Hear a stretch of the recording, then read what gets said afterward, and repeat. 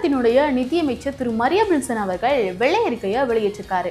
அந்த வெள்ளை அறிக்கையில என்னெல்லாம் பேசப்பட்டிருக்கு, நிதித்துறை சார்பா திரு மரியா வில்சன் அவர்கள் என்னெல்லாம் குறிப்பிட்டிருக்காரு, எதெல்லாம் நஷ்டத்துல இருக்கு, எதெல்லாம் வருவாயை கொடுத்திருக்கு அப்படின்னு திரு மரியா வில்சன் அவர்கள் பேசியிருக்காரு அப்படின்றத பத்தி தான் இந்த வீடியோல நம்ம பார்க்க போறோம்.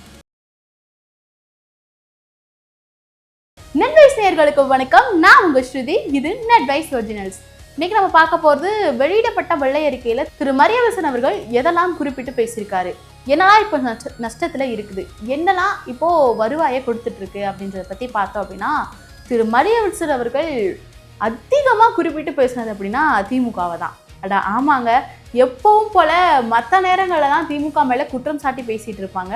ஆனால் வெள்ளை அறிக்கை வெளியீட்டு நிகழ்வில் நிதியை பற்றி மட்டும்தான் பேசுவாங்க, நிதித்துறையை பற்றி மட்டும்தான் பேசுவாங்க பார்த்தா அப்பவும் திமுகவை பற்றி தான் பேசியிருக்காங்க, திமுக மேலே தான் குற்றம் சாட்டியிருக்காங்க. என்ன அப்படின்னா, திரு மரியா வில்சன் அவர்கள் குறிப்பிட்டது என்னன்னா, எல்லா துறையிலையுமே நஷ்டம் இருக்குது, ஆனால் அதிகமாக நஷ்டம் இருக்கக்கூடியதுன்னா போக்குவரத்து கழகத்தில் தான் அப்படின்னு. அது மோஸ்ட்லி எல்லாருமே தெரிஞ்ச விஷயம் தான். ஏன்னா திமுக ஆட்சி பொறுப்பு ஏற்கிறதுக்கு முன்னாடியுமே போக்குவரத்து கழகத்தில் தான் நஷ்டம்னு ஒன்று இருந்துச்சு. அவர் அதை குறிப்பிட்டு சொல்லியிருக்காரு, போக்குவரத்து கழகத்தில் தான் அதிக நஷ்டம் இருக்குது, ஆனால் திமுக அரசு ஆட்சி பொறுப்பேற்று மகளிர் விடியல் பயணம் அப்படின்ற ஃப்ரீ பஸ்லாம் கொடுத்தாங்க, மக்களுக்கான நலத்திட்டங்களாக நிறைவேற்றிட்டு அதுக்கான வருவாயை ஈற்றதுக்கான வழியவே அவங்க பார்க்கல அப்படின்ற மாதிரி திமுக மேலே ஒரு குற்றச்சாட்டை வச்சிருக்காரு. மக்கள் எல்லாருக்கும் ஃப்ரீ பஸ் கொடுத்துருக்கீங்க, புது பஸ்ஸஸ்லாம் விட்டுருக்கீங்க, எரிபொருள் நிறைய வாங்கியிருக்கீங்க, ஆனால் அதுக்கான எந்தவித வருவாயுமே ஈட்டாமல் நலத்திட்டங்களை மட்டும் கொடுத்துருக்கீங்க அப்படின்ற மாதிரி திரு மரியா வில்சன் அவர்கள் திமுக மேலே குற்றம் சாட்டி பேசியிருக்காரு.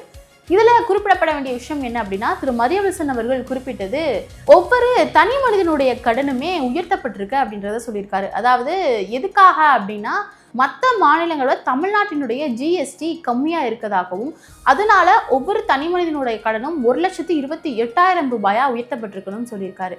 அதாவது தமிழ்நாட்டில் பிறக்கக்கூடிய ஒவ்வொரு குழந்தையும் 1,28,000 ரூபாய் கடன் சுமையோட தான் பிறக்குது அப்படின்ற மாதிரி சொல்லியிருக்காரு. ஜிஎஸ்டியும் நம்ம மாநிலத்தில் கம்மியாக இருக்கு, தனி மனிதரோட கடனுமே அதிகமாக இருக்கு, அதே நேரத்தில் உறுதியளிக்கப்பட்ட ஓய்வூதிய திட்டத்தினால இன்னுமே நிதி பற்றாக்குறை ஏற்படும் அப்படின்றதையுமே சொல்லியிருக்காரு. வெள்ளை அறிக்கை வெளியிட்டதுக்கு அப்புறம் நிதித்துறை செயலர் திரு சித்திக் ஐஏஎஸ் அவர்கள் குறிப்பிட்டது என்ன அப்படின்னா, தமிழ்நாட்டில் வரக்கூடிய ஒவ்வொரு 100 ரூபாய் வருவாய் வந்தாலும் செலவு 145 ரூபாயா இருக்கு. அதாவது ஒவ்வொரு 100 ரூபாய்க்கும் 45 ரூபாய் நஷ்டத்துல போகுது.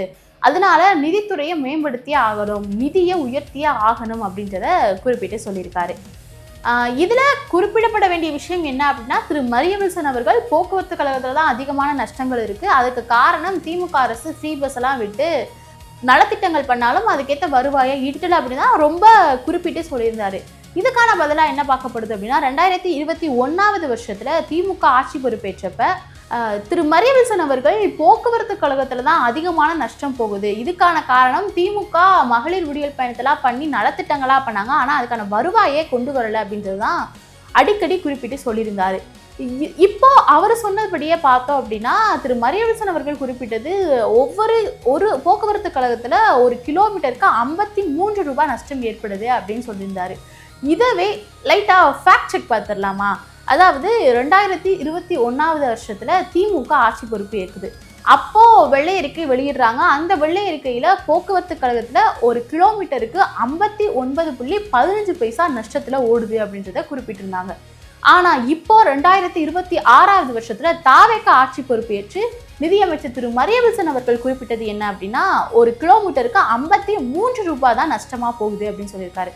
அப்போ தெளிவா பார்த்தோம் அப்படின்னா, 2021 திமுக ஆட்சி பொறுப்பு ஏற்ற காலத்துல இருந்து இப்போ 2026 தாவேக ஆட்சி பொறுப்பு ஏற்ற காலம் வரைக்கும் இந்த 5 வருஷத்துல கிட்டத்தட்ட 6.15 நஷ்டத்தை குறைச்சிருக்கிறது திமுக அரசு.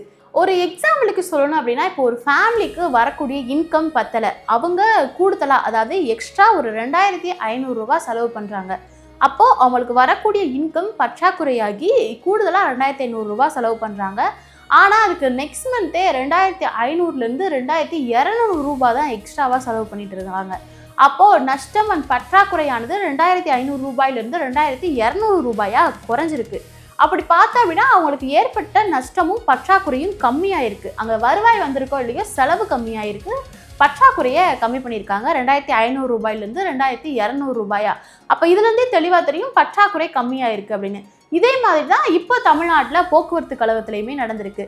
போன திமுக ஆட்சி பொறுப்பேற்கும் போது 51 கிலோமீட்டருக்கு 59.15 பைசாவா இருந்த நஷ்டம் இப்போ தாவேக ஆட்சி பொறுப்பு ஏற்கிற காலத்துல வந்து 1 கிலோமீட்டருக்கு 53 ரூபாயா குறைஞ்சிருக்கு. அப்போ திமுக அரசு போக்குவரத்து கழகத்துல ஏற்படக்கூடிய நஷ்டத்தை குறைச்சிருக்காங்க அப்படின்றது தெள்ள தெளிவா தெரியுது. இது ரொம்பவே தெள்ள தெளிவா தெரியுது. அதாவது என்னதான் நலத்திட்டங்கள் கொடுத்தாலும், மகளிர் விடியல் பயணம் விட்டுருக்காங்க, புது பஸ்ஸஸ் வாங்கியிருக்காங்க, நிறைய எரிபொருட்கள் வாங்கியிருந்தாலும் 6.15 பைசா நஷ்டத்தை குறைச்சிருக்காங்க அப்படின்றது தெள்ள தெளிவா தெரியுது. இதுக்கப்புறம் இன்னொரு விஷயம் பார்த்தா அப்படின்னா, இந்த வெள்ளையறிக்கை வெளியீட்டு நிகழ்வு முடிஞ்சதுக்கு அப்புறம் ஒரு சர்ச்சை ஏற்படுது. என்ன அப்படின்னா, அப்போ திமுக அரசு நலத்திட்டங்கள் செஞ்சதெல்லாம் தப்புன்னு சொல்றீங்களா, மக்களுக்கான நலத்திட்டங்கள் எல்லாம் அவங்க சரியா பண்ணலன்னு சொல்றீங்களா, இல்லை பண்ணது தப்புன்னு சொல்றீங்களா அப்படின்ற மாதிரி ஒரு சர்ச்சை சோசியல் மீடியால வருது. அதுக்கு திரு மரியவில்சன் அவர்கள் பதிலளிச்சது என்ன அப்படின்னா, திமுக நிறைய நலத்திட்டங்களை மக்களுக்கு பண்ணியிருக்காங்க. இந்த மாதிரி சர்ச்சை ஏற்பட்டதுக்கு அப்புறம் திரு மரியவில்சன் அவர்கள் பதிலளிச்சது என்ன அப்படின்னா, கடந்த திமுக ஆட்சியில செயல்படுத்தப்பட்ட திட்டங்கள் எல்லாமே சமூக நலன் சார்ந்ததுதான், அதை எதையுமே நான் குறை சொல்லல. அதே நேரத்துல திமுக வீணா நிதிகளை செலவிட்டிருக்காங்க அப்படின்ற மாதிரி எந்த ஒரு விஷயமே கண்டறியப்படலை அப்படின்ற மாதிரியுமே சொல்லியிருக்காரு. இந்த வகையில பார்த்தோம்னா திமுக அரசு மக்களுக்கு நலத்திட்டங்கள் பண்ணியதாகவும் வீணா எந்த ஒரு நிதியுமே அவங்க வேஸ்ட் பண்ணல அப்படின்றதையுமே நிதி அமைச்சரான திரு மரியவில்சன் அவர்களே வெளிப்படையா சொல்லியிருக்காரு. இப்போ அடுத்ததான் சோசியல் மீடியால ஒரு வைரலான நியூஸ் போயிட்டு இருக்கு. என்ன அப்படின்னா, நிதி அமைச்சர் திரு மரியவில்சன் அவர்கள் வெள்ளை அறிக்கை வெளியிட்டதுல வந்து அந்த வெள்ளை அறிக்கையை வாசிக்கும் போதே நிறைய திக்குமுக்காடி தான் பேசினாரு. தமிழை அவ்வளவு எழுத்து பிள்ளைகளோட பேசினாரு, எழுத்து கூட்டி வாசிச்சாரு, தமிழ் பிள்ளையோட தான் அந்த வெள்ளை அறிக்கையை வாசிச்சாரு. இதை ட்ரோல் செய்கிற விதத்தில் நெட்டிசன்ஸ் எல்லாருமே சோஷியல் மீடியாவில் என்ன பண்ணிட்டு இருக்காங்கன்னா, திரு மரியவில்சனிடம் திக்குமுக்காடிய தமிழ் அப்படின்ற ஹெட்லைனோட இப்போ நியூஸஸை ஷேர் பண்ணிட்டு இருக்காங்க. அதில் அவங்க குறிப்பிட்ட விஷயம் என்ன அப்படின்னா, இவர் அமைச்சராகிறதுக்கு முன்னாடி, அரசியலுக்கு வர்றதுக்கு முன்னாடி நடந்த ஒரு விஷயத்தை இப்போ கம்பேர் பண்ணி பேசியிருக்காங்க. என்ன அப்படின்னா, உருட்டுக்கட்டையால் பெண்களை அடிக்க தெரிஞ்ச திரு மரியவில்சன் அவர்களுக்கு தமிழை ஒழுங்கா வாசிக்க தெரியலையா அப்படின்ற ஒரு சர்ச்சையுமே இப்போ சோசியல் மீடியால ஏற்பட்டிருக்கு. இந்த சம்பவத்தை நிறைய நெட்டிசன் சோசியல் மீடியால கேலி கிண்டல்கள் பண்ணி பேசிட்டு இருக்காங்க. இது இந்த நிலையில இருக்கும்போது இப்போதைய நிதியமைச்சர் திரு மரியவில்சன் அவர்கள் வெளியிட்ட வெள்ளை அறிக்கைக்கு பதிலடி கொடுக்கும் விதமா முன்னாள் நிதியமைச்சர் திரு தங்கம் தென்னரசு அவர்கள் பதிலளிச்சிருக்காரு. அது என்ன அப்படின்னா, இது வெள்ளை அறிக்கை கிடையாது, வெற்று அறிக்கை.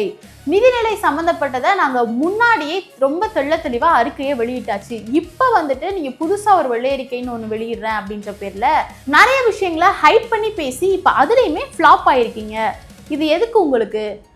மக்களுக்கு கொடுத்த வாக்குறுதிகளை நிறைவேற்ற சொல்லி மக்களை தெருவில் இறங்கி போராடுற அளவுக்கு மக்களை அந்த நிலைக்கு தள்ளிடுவீங்க போல.